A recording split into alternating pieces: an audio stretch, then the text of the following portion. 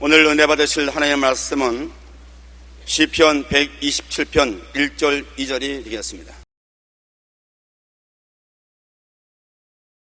야훼께서 집을 세우지 아니하시면 세우는 자의 수고가 헛되며 야훼께서 성을 지키지 아니하시면 다시건에 끼어있음이 헛되도다. 너희가 일찍 일어나고 늦게 누우며 수고의 떡을 먹음이 헛되도다. 그러므로 야훼께서 그의 사랑하는 자에게는 잠을 주시는도다. 아멘.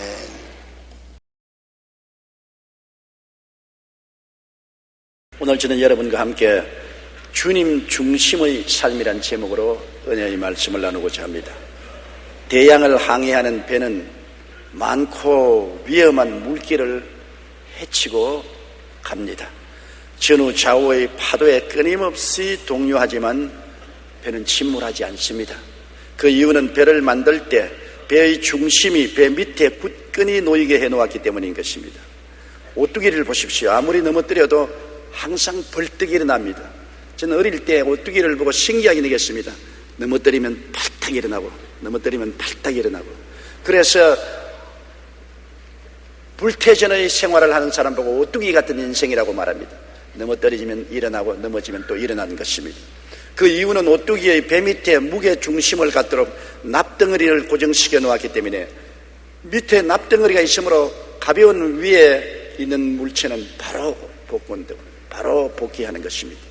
인간도 개인이나 국가가 그 중심을 잘못 잡아놓으면 역사의 포도 속에 침몰하고 마는 것입니다. 인생을 살아가는데 개인적으로 국가적으로 억센 파도를 헤치고 가야 되는 것입니다.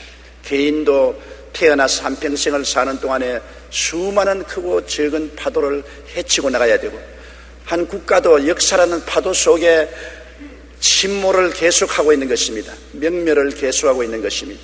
그러므로 이 파도를 능히 이기고 건너가기 위해서는 첫째로 하나님 중심으로 살지 않으면 안 됩니다. 하나님 중심이 밑에 꽉 서 있지 않으면 개인의 풍파와 파도, 역사적인 파도에 반드시 전복되고 침몰되고 마는 것입니다. 성경은 시편 127편 1절로 2절에 야훼께서 집을 세우지 아니하시면 세우는 자의 수고가 헛되며 야훼께서 성을 지키지 아니하시면 파수꾼의 경성함이 헛되도다. 너희가 일찍 일어나고 늦게 누우며 수고의 떡을 먹으며 헛되도다. 그러므로 야훼께서 그의 사랑하시는 자에게는 잠을 주신다고 말씀하고 있는 것입니다. 하나님이 중심에 꽉 앉아 계셔서 우리 중심을 붙잡아 주지 아니하시면 다가오는 파도에 휘청휘청 하다가 침몰해버리고 마는 것입니다. 이건 개인도 그렇고 국가도 그렇고 세계도 그렇고 한 가지인 것입니다. 하나님 이외에 다른 중심이 있을 수가 없습니다. 하나님이 우리 중심이 되어 있어야 우리는 평안하게 마음의 안심을 하고 살아갈 수가 있는 것입니다. 아침에 일찍 일어나고 저녁에 늦게 누우며 수고를 해도 파도에 휘몰려서 침몰해버리면 개인도 가정도 사회도 국가도 헛수고가 되고 마는 것입니다. 그렇기 때문에 우리가 평안한 인생을 살기 위해서는 하나님이 우리 중심에 모시고 좌정에 계셔야 되는 것입니다. 19세기 전반에 독일은 근대적 통일국가 체제를 갖추기 위해 개혁을 시도했습니다. 1811년에 비테가 베르린 대학의 초대 총장이 되면서 독일 국민에게 고함이라는 연설문을 통해 오직 독일 민족만이 전 인류의 도덕적 개혁에 공헌할 수 있다고 주장했습니다. 그의 뒤를 이어 2대 총장이 된 헤겔은 독일이 세계 정신의 중심에 설 것을 요구했습니다. 세계 중심이 되는 것은 좋지만은 잘못되면 세계에서 자기만이 유일한 존재라고 생각하는 오류를 범하게 되는 것입니다. 나치 독일 시대에 와서는 맹목적으로 아리안 민족의 우수성을 강조한 결과 세계 지배를 정당화하는 잘못을 범하고 온 유럽을 전쟁의 불도가니 속에 휘몰아 넣었습니다. 그 결과 역사의 파도에 독일은 침몰하고 말았습니다. 독일은 하나님을 중심으로 모셨으면 침몰 안 했을 것입니다. 독일 민족의 우수성을 중심으로 삼았기 때문에 그는 역사의 파도에 침몰하고 마는 것입니다. 일본도 이와 비슷합니다. 그들은 자신들이 숭배하는 천황을 아마드라스 오미감이라는 황신으로 신격화하고 이를 통해 아시아와 세계 지배를 정당화하고 일본 제국주의의 근거를 만들었던 것입니다. 그러나 하나님 중심으로 서지 않은 일본 역시 역사의 거대한 파도를 만나서 침몰해버리고 말한 것입니다. 소련의 공산주의는 하나님 없다고 하는 무신론이며 영혼도 정신도 없다고 하는 유물론을 주장했습니다. 칼 막스는 종교는 인간이 만들었다며 종교는 아편이라고 신의 존재를 부인했습니다. 엥겔스 역시 정신은 물질의 생물학적 부산물이라며 인간의 영혼을 인정하지 않았습니다. 이처럼 신을 부정하고 철저한 인본주의와 무신론 위에 발전한 소련 공산주의는 결국 역사의 삼각 파도를 만나서 처참하게 침몰해버리고 말한 것입니다. 우리는 역사를 통해 하나님 중심으로 살지 않고 인간의 신념과 사람을 우상화한 민족과 국가는 반드시 역사의 파도를 만나서 침몰한다는 사실을 뚜렷이 알 수가 있는 것입니다. 우리가 오뚜기같이 늘 일어나기 위해서는 우리의 중심에 하나님이 계셔야만 되는 것입니다. 하나님이 중심을 잡고 계시지 아니한 개인도 사회도 국가도 반드시 인생의 파도에 휘몰려 조만간에 침몰해버리고 마는 것입니다. 그래서 역사의 파도를 만나 침몰한 개인이나 사회나 국가나 세계가 역사상에 너저러분하게 기록되어 있는 것입니다. 그러나 인류 역사상 전성기를 이뤘던 나라와 민족을 보면 그들은 철저히 하나님을 중심으로 했을 때 놀라운 축복을 받고 영향력을 발휘했습니다. 독일의 마르틴 루터가 종교개혁을 일으킨 이후 독일 문학의 중심이 성경이 되었습니다. 독일의 음악이 찬송이 되고 독일의 법과 철학이 하나님을 탐구하는 학문이 되었었습니다.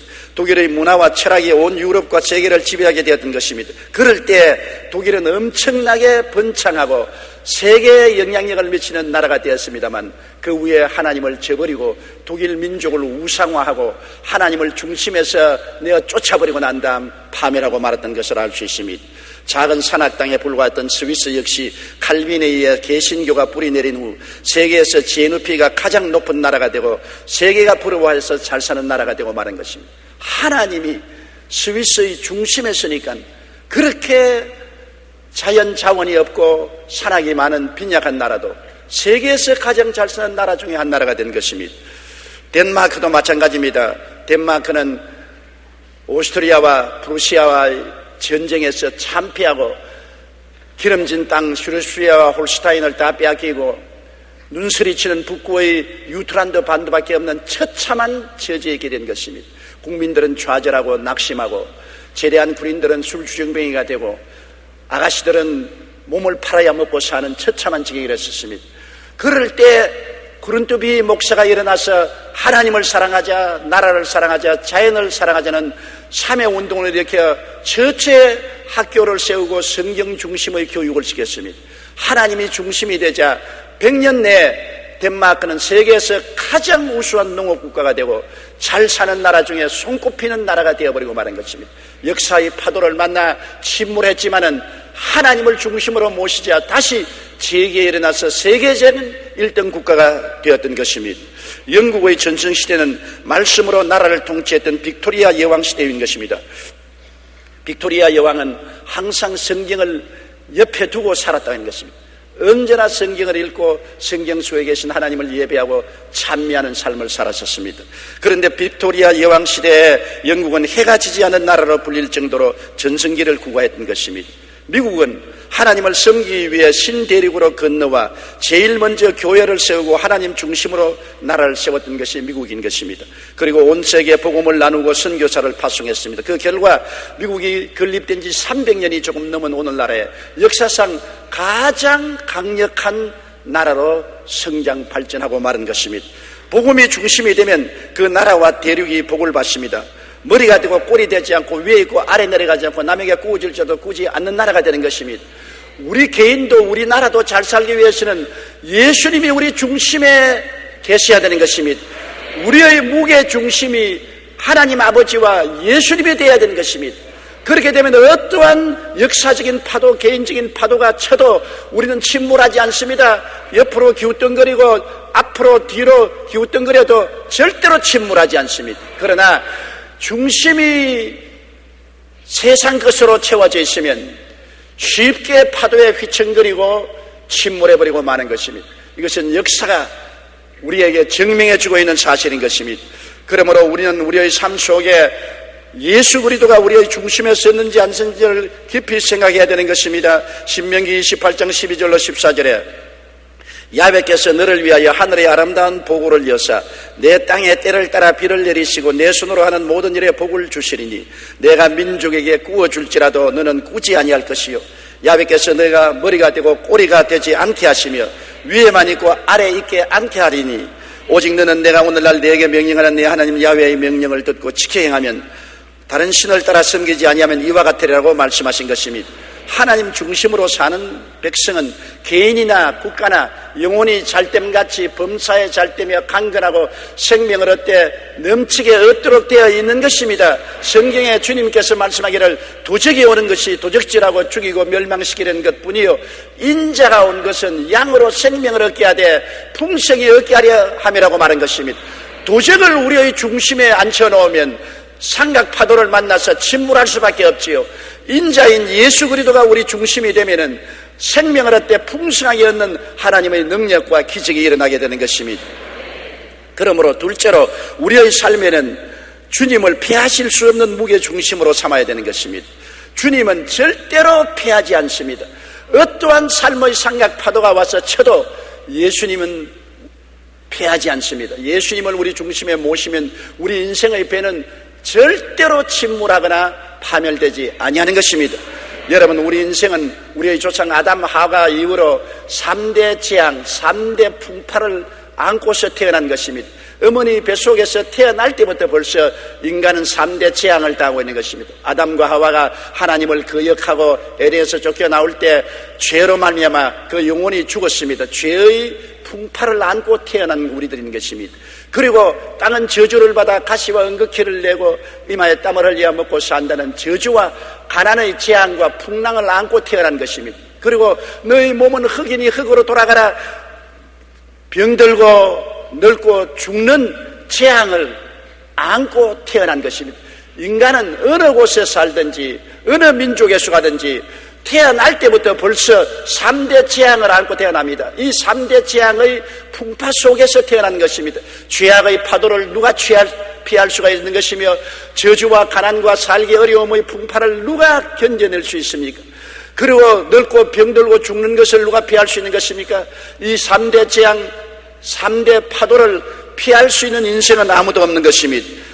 인류는 모두 그러기 때문에 결국에 침몰하고 맙니다.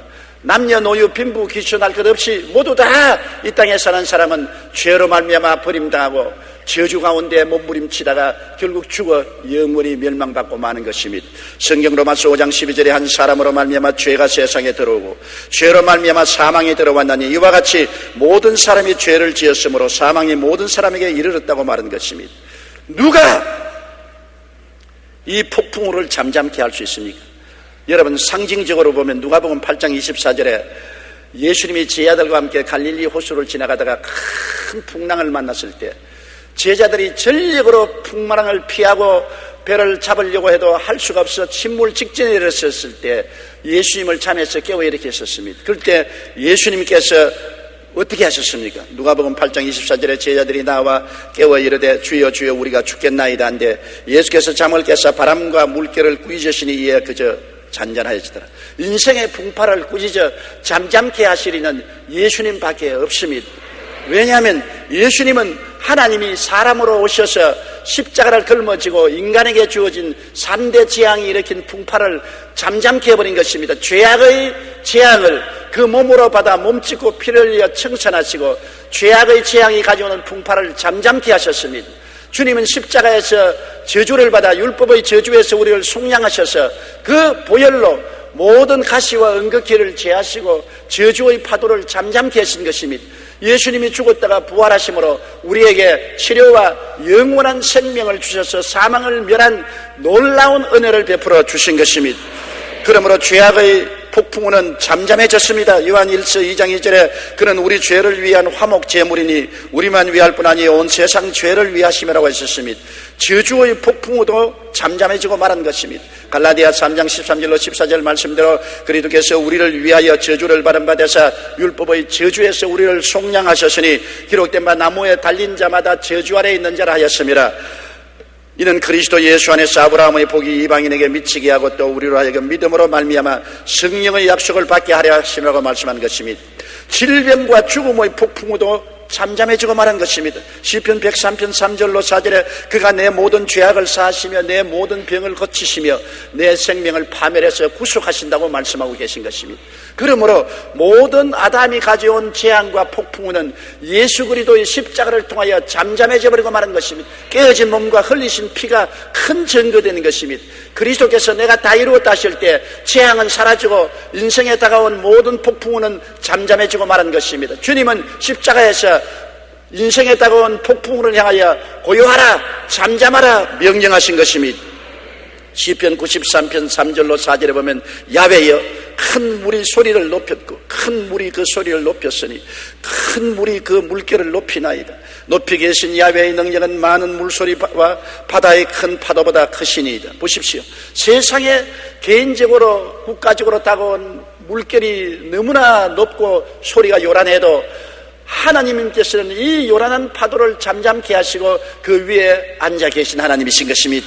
예수 그리스도는 그 십자가에 말로 다할 수 없는 고통을 통하여 이 모든 풍랑을 잠잠케 하셨으므로 예수님을 중심으로 모시면 죄악의 풍랑도 저주의 풍랑도 죽음의 풍랑도 우리를 침몰시키지 못합니다. 예수님만이 우리의 승리가 되시는 것입니다.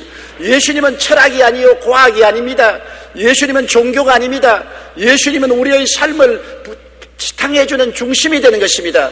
야훼께서 집을 세우지 아니하시면 세우는 자의 수고가 헛되며 야훼께서 성을 지키지 아니하시면 파수꾼의 경성함이 허사라고 하신 말씀대로 예수님이 우리 집의 중심이 되고 예수님이 우리 성의 중심이 되면 어떠한 풍파가 일어나도 침몰하지 않습니다. 우리는 마음에 큰 평안과 안식을 가지고 살 수 있는 것입니다. 사망아 너희 이기는 것이 어디 있느냐, 사망아 너희 쏘는 것이 어디 있냐고 사망을 향하여 우리는 조롱할 수 있는 것입니다. 환난이나 공고나 적심이나 위험이나 기근이냐 죽음이냐 칼이냐 이 모든 일에 우리를 사랑하시는 이로 말미암아 우리가 넉넉히 이긴다고 말씀하신 것입니다. 인생 풍파가 안 다가올 사람 누가 있습니까? 세상에 태어난 사람치고 여러분 죄악의 풍파, 가난의 풍파, 질병의 풍파, 죽음의 풍파를 안 경험할 사람이 누가 있는 것입니까? 우리는 모든 이 풍파를 당하면서도 그 가운데서 우리가 침몰당하지 않을 수 있는 것은 예수님이 중심에 계시기 때문인 것입니다. 예수님만이 승리자가 되시는 것입니다. 예수님 야훼 니스가 되시는 것입니다. 예수님만이 이기는 것입니다. 예수님 이외에 돈이 이기지 못합니다. 권력이 이기지 못합니다. 인간의 지혜와 총명과 모략과 재능이 이기지 못합니다. 부귀영화 공명이 이기지 못합니다. 이 모든 것은 파도를 만나면 다 침몰하는 것입니다. 예수님이 계시면 침몰하지 않습니다. 넘어지면 또 일어나고 넘어지면 또 일어나는 것입니다. 예수님이 계시면 사방으로 우겨쌈을 당하여도 쌓이지 않습니다. 답답한 일을 당하도 낙심하지 않습니다. 핍박을 받아도 버림받지 않습니다. 꾸러뜨림을 당해도 망하지 않습니다. 예수님은 승리자로서 우리 중심에 와 계시기 때문인 것입니다. 셋째로, 그러므로 예수님을 우리가 중심에 모시기 위해서 어떻게 해야 되겠습니까? 예수님 제일주의로 살아야 되는 것입니다. 주님과 주님의 나라를 먼저 구해야 됩니다. 예수님 제일주의. 밥을 먹어도 예수님, 잠을 자도 예수님, 일을 해도 예수님, 장가가도 예수님, 시집가도 예수님, 살아도 예수님, 죽어도 예수님. 예수님 제일주의로 우리 마음이 점령되어야 되는 것입니다. 예수님 제일주의가 아니면 예수님을 섬길 수 없습니다. 예수님은 만왕의 왕이요 만주의 주가 되심으로 가장 귀한 보좌에 모시지 아니하면 주님은 오시지 아니하시는 것입니다. 우리를 위해서 그 큰 희생을 하신 예수님을 우리의 인생의 가장 귀한 보좌 우리 중심에 모시지 아니하면 예수님은 우리 중심에 오시지 아니하신다는 것을 알아야 되는 것입니다. 마태복음 6장 33절에 그런즉 너희는 먼저 그의 나라와 그의 의를 구하라. 그리하면 이 모든 것을 너희에게 더하시리라. 주님이 중심에 서면은 모든 일은 해결되게 되어 있는 것입니다. 빌립보 1장 11절에 예수 그리스도로 말미암아 의의 열매가 가득하여 하나님의 영광과 찬송이 되기를 원한다고 말씀하고 있는 것입니다. 위대한 설교가로 유명한 스펄전 목사님은 아내에게 청혼할 때 이렇게 말했습니다. 나는 무엇보다도 주님의 종이 되기를 원합니다. 주님은 항상 나의 첫째이시며 주님만 위한 일도 최우선입니다.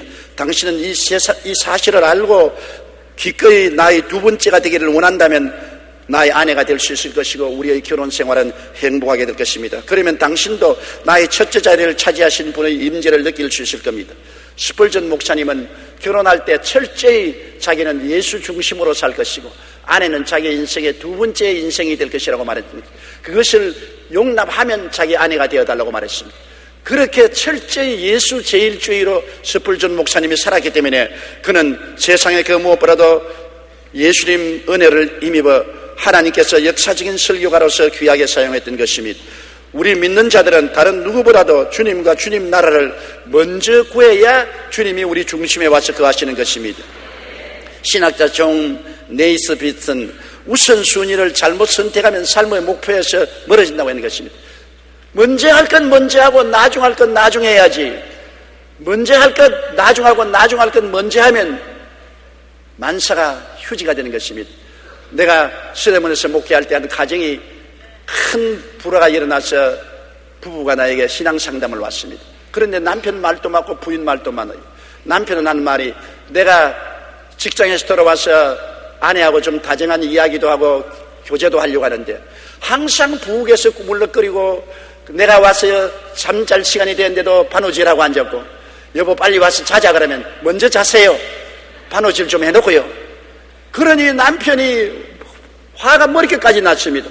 하루 이틀 아니고 언제나 집안일을 늦게 해가지고서 꾸물거리고 잠잘 시간에 남편 보고 먼저 자라 그러고 자기는 꾸물거리고 일하는 것입니다. 그래서 남편이 생각하기를 이 여자는 나를 제일 중요하게 느끼지 않고 가사를 중요하게 느낀다. 자기가 하고 있는 일이 중요하지 나는 중요하지 않다. 그래서 그 마음에 아주 시험이 들어서 가정을 파괴하려고 작정했습니다. 그런데 그 부인이 하는 말은 뭐냐면 목사님 내가 내 일 합니까? 자기 일 해주지. 집이 누굽니까? 자기 집이고 가사 일은 누구 일입니까? 자기 일 아닙니까? 자식들 돌보는 거 자기 일 아닙니까? 내가 자기 일 해주는데 빠져서 시간을 낼 수 없어서 먼저 자라고 하는데 왜 나에게 불평을 합니까? 나는 이해할 수가 없습니다. 내가 뭐 내 일 합니까? 내 좋아서 하는 것입니까? 남편 말도 올바른 말이고 아내 말도 올바른 말입니다. 그러나 내가 그 부부에게 말했습니다. 무엇 때문에 결혼했어요? 밥 지으려고 결혼했어요? 빨래하려고 결혼했어요? 집안 소지하려고 결혼했어요? 남편하고 하나가 되어 잘 살려고 결혼했지 않아요. 먼저 할 일은 남편하고 다정하게 사는 것이 먼저 할 일이요. 아무리 당신이 집안 소재를 잘하고 부엌을 깨끗하게 해놓고 빨래를 잘하고 집안일을 잘해도 남편을 등한히 여기면 벌써 목적이 달라졌습니다. 남편도 무엇 때문에 사업합니까?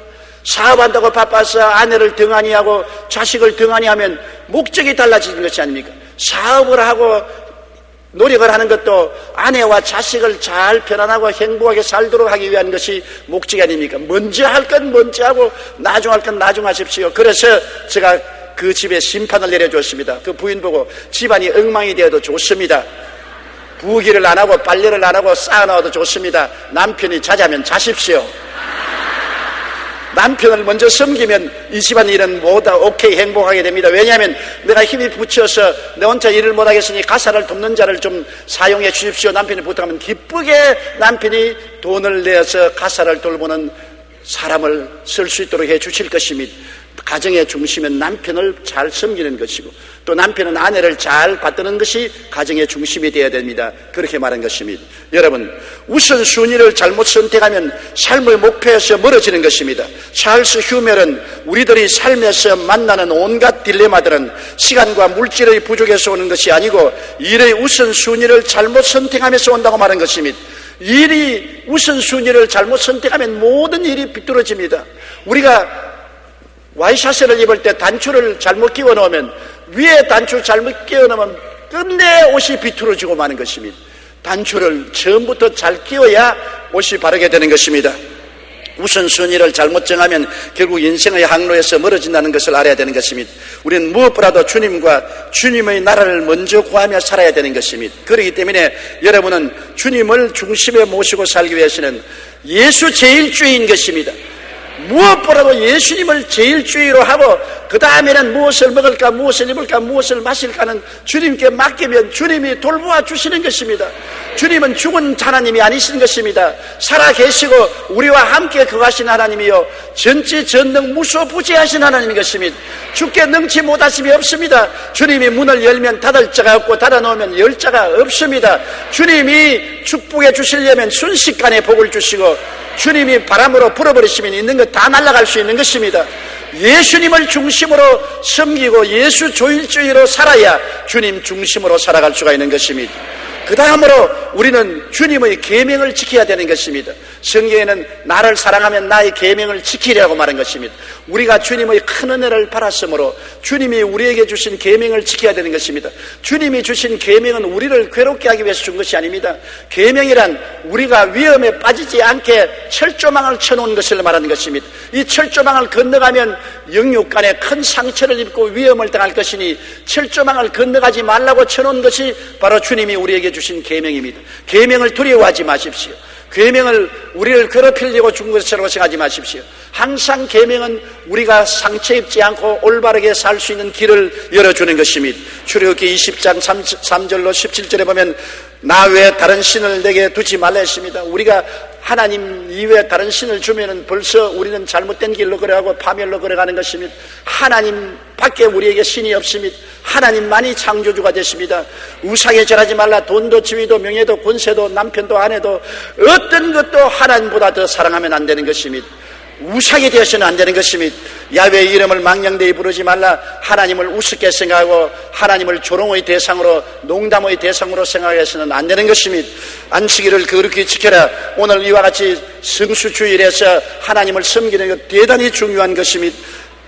내 부모를 공경하라. 말할 필요 없이 부모를 공경하는 것이 하나님을 공경하는 것이 되는 것입니다. 살인하지 말라. 사람을 죽이고 우리가 살 수 있습니까? 간음하지 말라. 우리 하나님 앞에서 육신의 정욕과 안목의 정욕과 세상을 따라 살면서 간음을 행하면 얼마나 큰 상처를 입히지 않습니까? 모든 다른 죄는 몸 밖에 있어도 간음은 자기 몸에게 지는 죄라고 말하셨습니다. 그러므로 간음하지 말라고 말하셨습니다. 도둑질하지 말라. 하나님의 물건도 도둑질하지 말고 이웃의 물건도 도둑질하지 말아야 되는 것입니다. 내 이웃에 대하여 거짓 증거하지 말라. 끊임없이 이웃에 대해서 거짓 증거하고 침소 봉대해서 이웃을 회방함으로 말미암아 오늘날 얼마나 많은 슬픔이 우리 사회에 꽉 들어차 있지 않습니까?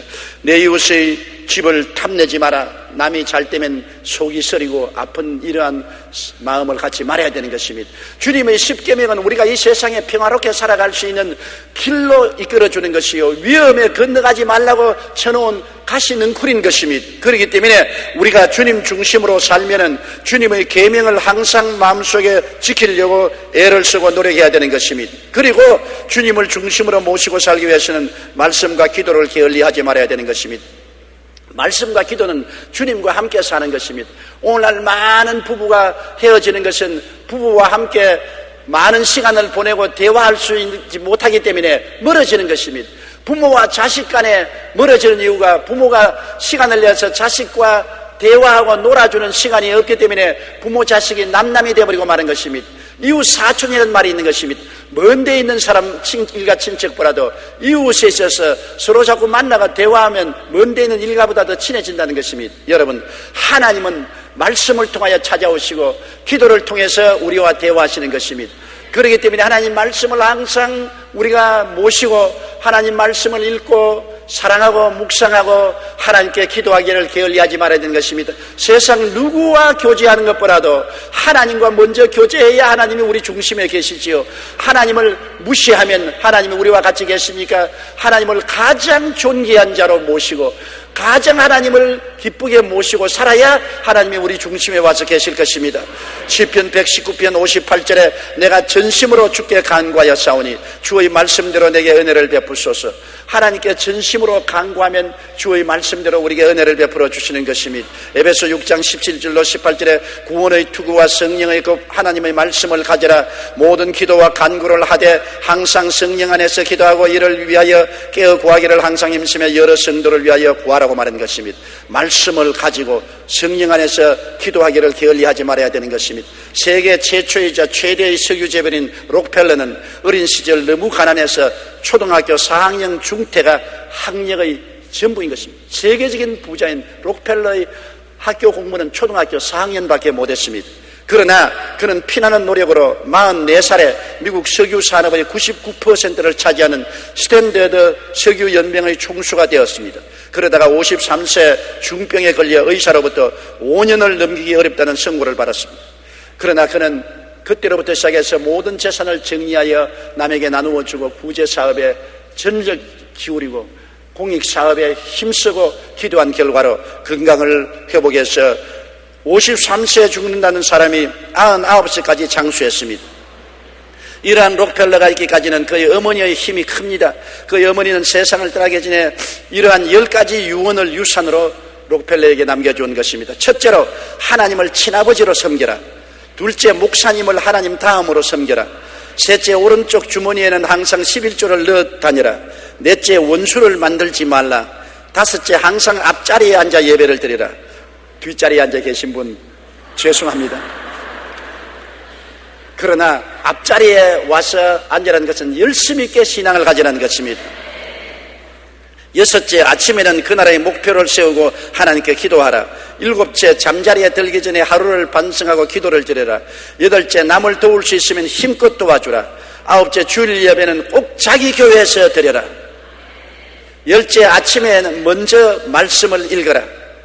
우리가 말씀과 기도를 게을리하지 않고 항상 예수님 중심으로 모시면 예수님이 우리 삶의 중심이 되어서 어떠한 파도에도 우리를 꽉 붙잡아 주시는 것입니다. 록펠러가 세계적인 재벌이 된 것은 어머니가 주신 10계명을 꼭 지키고 그 계명을 따라 열심으로 하나님을 섬겼기 때문에 하나님이 그 중심이 되므로 초등학교 4학년 중퇴밖에 안 한 그 사람이 세계 최대의 갑부가 될 수 있었던 것입니다. 그 다음 우리는 하나님을 중심으로 섬기기 위해서는 성령님과 동행하십시오. 주님께서 말씀하기를 내가 너희를 고아와 같이 버리지 않고 너희에게로 오리라. 내가 아버지께 구하겠으니 그가 또 다른 보혜사를 주사 영원토록 너희와 함께 있게 하시라고 말씀했는데 우리를 도우시는 보혜사 성령이 영원토록 우리와 함께 계시는 것입니다. 성령은 지금 이 자리에 계셔요. 눈에 안 보이지만 바람같이 우리와 함께 계시고 우리 안에 계신 것입니다. 성령은 위대한 위로자요, 선생이요, 안내자요, 변명해 주는 자요, 가르쳐 주는 자요, 우리를 교훈해 주시는 자인 것입니다. 성령님을 인정하고 환영하고 모시드리고 의지하고 항상 성령님과 동행하면 성령이 우리를 하나님의 사랑과 예수 그리스도의 은혜 속에 살도록 이끌어 주시는 것입니다. 우리는 외롭지 않습니다. 우리에게 성령이 계십니다. 우리가 어려울 때 언제나 성령의 도움을 구해야 되는 것입니다. 성령은 도움을 청해야 우리에게 도와주시지 도움을 청하지 않은데 성령은 역사하지 않은 것입니다. 그러므로 성령이여 저에게 오셔서 저희 마음의 슬픔을 제하여 주시고 위로하여 주시고 힘을 주시고 능력을 주시고 용기를 주시고 담력을 주옵소서. 성령이여 기도하게 해주시고 성령이여 지혜와 총명과 모략과 재능을 주옵소서. 기도하면 성령이 우리를 도와주시는 것입니다. 주님께서는 성령을 통해서 아버지와 함께 우리 중심에 영원히 와서 계시는 것입니다. 요한복음 14장 16절에 내가 아버지께 구하겠으니 그가 또 다른 보혜사를 너에게 주사 영원토록 너에게 함께 있게 하시다는 말씀이 있습니다. 얼마나 감사합니까? 어제 오늘 하루만 있겠다는 것이 아니라 영원토록 성령은 우리와 같이 계신 것입니다. 지금부터 천국에 들어가서 살 때 영원토록 성령님은 우리의 보혜사가 되셔서 같이 계신 것입니다. 보혜사는 우리를 돕기 위해서 하나님께로부터 보내심을 받아 항상 곁에 계신이라는 뜻인 것입니다. 그러므로 이런 보혜사가 우리에게 계셔서 우리로 하여금 아버지 하나님과 예수님을 중심으로 모시고 살도록 도와주시는 것입니다. 인생의 험한 바다에 항상 풍랑을 만나게 되어도 우리 인생의 배가 파손되지 않은 것은 예수님이 중심 무게가 되어 있기 때문인 것입니다. 중심의 무게가 세상에 되어 있으면 해딱 가벼워서 넘어지고 마는 것입니다. 예수님이 중심의 무게가 되어 있으면 우주보다 무거운 무게의 중심이 되어 있기 때문에 파도야 쳐라, 바람아 불어라, 산막 파도야 오라, 나는 움직이지 않는다. 왜냐하면 예수님이 무게 중심이 되어 있기 때문인 것입니다. 그러므로 예수님이 무게 중심이 되어 있으면, 예수님과 함께하면 모든 일에 이깁니다. 죄악의 파도도 이깁니다. 세속의 파도도 이깁니다. 질병의 파도도 이깁니다. 낙심과 좌절과 절망의 파도도 이깁니다. 저주와 가난의 파도도 이깁니다. 심지어 죽음과 영원한 멸망의 파도도 이기고 영생복락 천국으로 들어갈 수 있는 것입니다. 예수 그리스도 예수보다 귀한 보배가 없습니다. 여러분, 이 세상에 어떠한 보배도 예수보다 귀한 보배가 없는 것입니다. 이 예수를 여러분의 생활의 중심으로 모시면 여러분은 이미 복받은 사람인 것입니다. 우리 사회와 국가가 예수님을 중심으로 모시면 우리나라는 세계적 머리가 되고 꼬리가 되지 않은 나라가 될 것인 것입니다. 언제라도 예수님을 저버리면 자기 인생을 저버리는 것입니다. 예수님을 저버리면 나라가 망하게 되는 것입니다. 예수님 중심으로 서서 우리가 나가면 우리는 언제나 주님의 은혜로 말미암아 영혼이 잘되고 범사에 잘되며 강건하고 생명을 얻되 풍성하게 얻는 삶을 살아갈 수가 있는 것입니다. 우리가 주여 주여 한다고 예수님 중심으로 사는 것이 아닙니다. 형식적으로 교회 왔다 갔다 한다고 예수 중심으로 사는 것이 아닙니다. 우리가 진짜로 우리의 삶 속에 예수 제일주의로 살아야 되고, 진짜로 하나님의 계명을 지키고 살려고 노력해야 되고, 진짜로 말씀 읽고 기도 생활을 해야 되고, 진짜로 성령님을 인정하고 환영하고 모시드리며 성령께 의지하는 삶을 살아야 되는 것입니다. 그래야 예수님과 하나님을 중심으로 섬기고 우리는 두려워하지 않고 놀라지 않고 승리로운 인생을 살아갈 수가 있게 되는 것입니다. 다 같이 고개 숙여 기도드리겠습니다. 사랑이 많으신 우리 하나님 아버지여, 예수 중심으로 사는 것보다 귀한 삶이 어디에 있습니까? 우리는 세상에 살면서 풍랑을 피할 수가 없습니다. 개인, 가정, 생활, 자녀, 사업 모든 것에 풍랑이 다가오는 것입니다. 이 풍랑의 침몰에서 멸망당하는 사람이 얼마나 많습니까? 개인도 가정도 사회도 국가도 침몰당한 배가 수두룩이 남아 있습니다. 그러나 우리가 예수 중심으로 살면은 어떠한 풍랑을 다가와도 침몰당하지 않사옵니다. 예수 중심으로 더욱 깊이 들어갈 수 있는 우리들이 되게 도와주시옵소서. 예수님 이름으로 기도드리옵나이다. 아멘.